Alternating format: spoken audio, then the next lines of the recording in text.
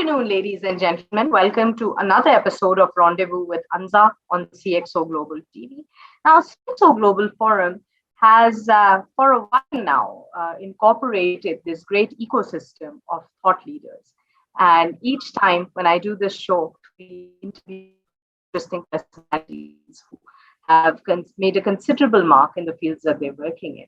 So today as well, we've got a very special gentleman with us. His name is Mr. Umair Khalid. He's the COO, the Chief Operating Officer of Hello Doctor and Rehability UK. Without further ado, let's welcome him to the show. Sir, thank you for joining us today. Thank you, Ansa. It's great to be here. Right. So let's get right into it. Tell us a little bit about your professional journey so far, your career and your experiences. Telenor Pakistan as my first employer back in 2006 as a customer relationship officer. And my journey begins from the very first step of any person and professional. And within the Telenor Pakistan, I spent about 8.5 years becoming a team leader and then working into multiple domains. And then in 2015, I got an opportunity in Milvik Bima. I was the second employee there. So, start of the company with just two people and growing it up to like 1,400 people by the time I left it. And over 7.8 million, policy acquisition on the micro insurance side. It was a great journey. Then I joined Planet N as one of the co-founders for WADA Digital Insurance in 2020. And that year was difficult for everyone because of COVID. And starting off my own consultancy firm and joining Hello Doctor. So it's been an amazing journey for me and my career, from telco to insurtech and now into health tech, and providing support to people of Pakistan and serving the people it's an amazing journey and an amazing experience for me. Yeah. Right, and what a journey so far. Amazing way.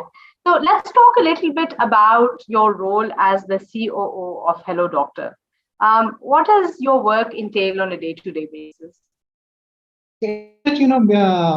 Myself and the other team members doing everything from business development to maintaining the existing relationship, doing the technical integrations with telco, APS integration, designing the system, hiring of agents, enabling the call center, enabling the pharmacy as well, and the entire ecosystem of Hello Doctor. And at the beginning of every new startup or a company, you need to be involved into everything and day-to-day operations. So it's pretty much like hands-on everything and being involved into everything. Right. So it's absolutely everything. Really reflects in your response, and I'm sure Hello Doctor is very lucky to have you. So now let's talk a little bit about, since you've had such a diversified experience. Now we've seen an emergence in fintech, insurtech, and health tech, especially post-COVID, right? Critically evaluate this statement and define the opportunities and challenges that are present, especially in the context of South Asia and Pakistan.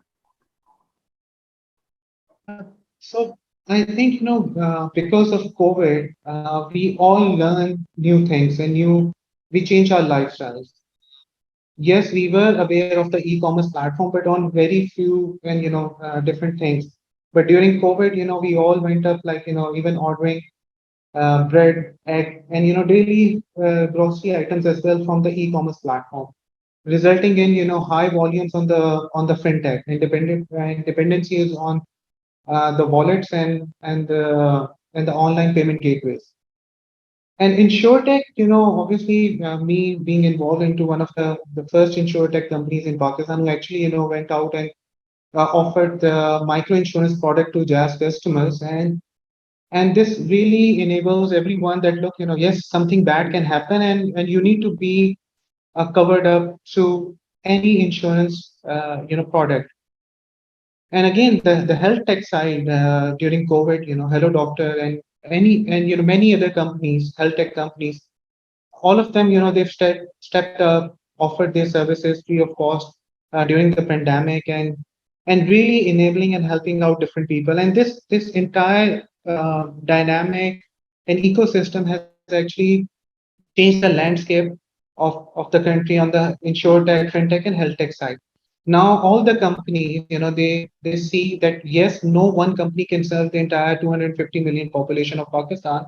We all need to combine our forces. So health tech needs to be, merged with insurtech, because you need to have an ecosystem before an insurtech. Someone is sick, they need primary care or secondary care. And if an insurance comes in at a later stage, and how you can pay is through, and people do not want to go to banks and, stand into a line or go into any physical office to pay the premiums or the price of the product. So the entire ecosystem within the South Asia, especially in Pakistan, is evolving with all the fintech, the payment gateways, YPay, PayMob, these companies coming up, enabling a lot of different small businesses to now collect money from digitally and through wallets and bank accounts. And insurtech companies like, Bima, Vada, Microinsure, and even us as well, we are also doing some insurtech related product work with EFU Live, is, enabling, people of Pakistan for affordable pricing. And the health tech is also, emerging.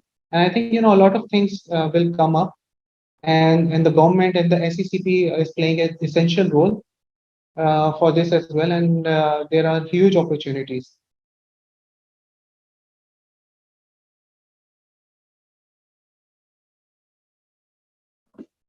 Right, some very valid points made indeed. Mr. Umair Khalid, can you hear me? Yes, I can hear you. Right. I think there's a bit of trouble with the connection. Yeah, yeah. But so the next question at this point in time is that, since I'm sure you deal with a lot of mid-career professionals, what do they need to keep in mind when thinking of upskilling themselves in the current era where there's so much happening and technology is taking over? Well, everyone, including myself, we all need to come out of our comfort zone.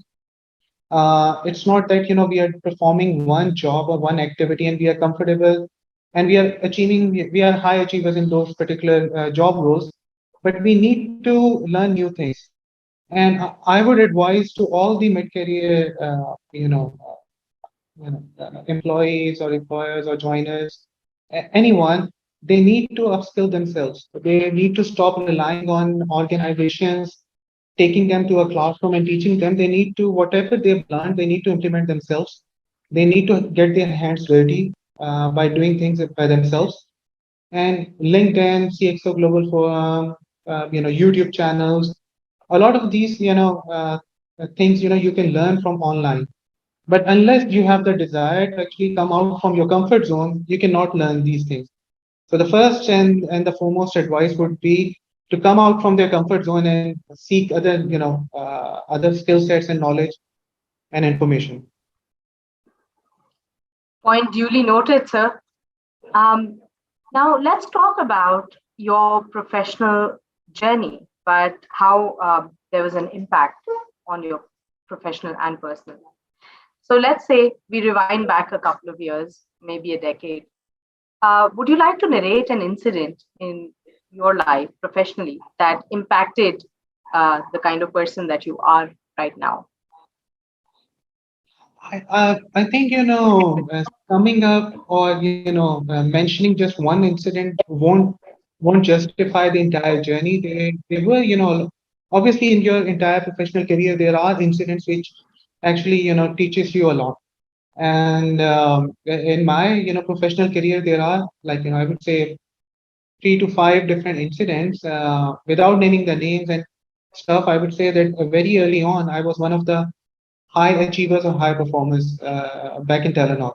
And I opted in for a project which was completely different. Because I was a high achiever, I never was put into a situation where I was pushed back, I was not performing, I was not being able to perform well. And my manager at that time, he pushed me so hard and, put me just, right next to the wall and, pushing me again and again. And at that time, I learned that how to push back, how to perform in that particular situation, how to learn that yes, there are tough situations in your career and you need to learn. And then moving onwards, like different steps, like in one organization, I was given the opportunity to start from very beginning, do things myself, going out in the market, buying light bulbs, carpets, and installing them by yourself.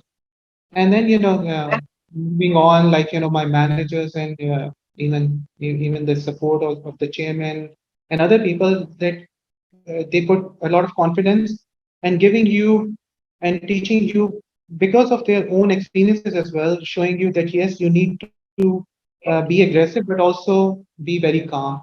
So I cannot put one thing, but yes, all these things, all these incidents, all these small steps in life teaches you a lot. Right. And if I were to ask you, who is that one person who was your inspiration throughout it all? Who would that be? It is very difficult to pick, just one person. I can pick like very key persons. At the beginning of my Telenor career, I would pick Ali Abbas Daha. He was my first manager, and he taught this that the team concept, that you need to work within a team. No one is above Yeah. anybody else. Then I would say Bilal Waris, Usman Hanif from Bima, Nadeem Hussain Saab from Planet and Oh, yeah. Amjad Mahmood, our chairman of Rehability UK. So all these big characters give me the opportunity to learn, give me the opportunity to actually make mistakes. And I think what distinguish all of these characters is they give you an opportunity to make mistakes and learn from it. And that's the biggest thing that's why I admire all of these great people, and still making mistakes, still learning, and How therefore very humble of you, but very pertinent point made indeed. They say if you want to learn, you need to fail fast. And Mr. Umair Khalid has been very lucky. He's worked with some of the biggest names in the industry, yet he's quite humble. So, sir, right now, up until this point in time, you've given some very politically correct answers.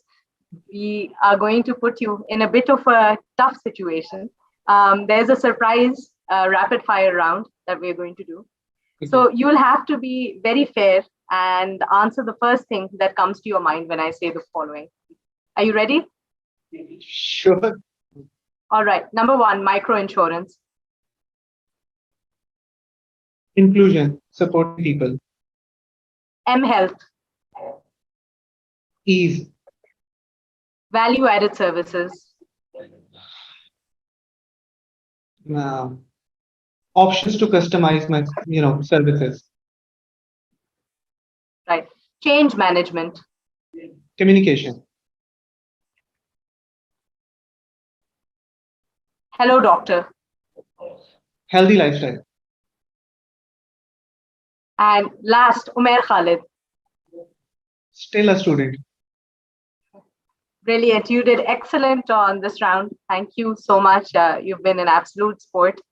Now, before we move on, I'd like to ask you, what is that one quote or perhaps movie or book that you feel that everyone here listening to us should be reading or watching? Again, it's difficult to pick one thing or one attribute or one storyline. Everyone, they have their own stories, they have their own characters, and they themselves is a unique character, and they need to identify first and foremost as to what they are, what they really want to do. And I would say that everyone, instead of watching movies, videos, and reading books, are essential, but identifying yourself, what you truly want to be, just give your time, give yourself some time. And what COVID teaches me is to spend time with my family, thinking about what do I really want to do, and then planning accordingly. If I want to be a politician, if I want to be an accountant, start, looking for those personalities who are good in accounting or good in insure tech, reading, about themselves, and watching different things, because I watch different seasons. Whenever I'm upset, I just open up a Netflix, and depending on the mood, maybe romantic, maybe adventure, maybe sometimes watch Game of Thrones as well. So it all Oh, yes. depends. Yeah. Absolutely. And what was the last season that you watched, Mr. Umair Khalid? So I'm still watching Stranger Things, Things. season 4. Yeah. Yeah. Yeah. So So surprisingly, I think this is the second or third interview that I've done this week, and someone has said that they've been watching Stranger Things. So I think Stranger Things is quite popular in the corporate world. yeah, it's just come out, so yeah, it's good to watch. Right. Mr. Umair Khalid, thank you so much for your time. It's been an honor and a privilege. We've got to learn a lot from you. We've got to learn a lot about you that perhaps otherwise people would not have known. So thank you for this. Please keep contributing to the knowledge economy. But before we sign out for the day, I have to ask you one last question. What do you think is the utility of forums like CxO Global? I think, initially everyone thinks that these are just, a social gathering sort of, forums or networks.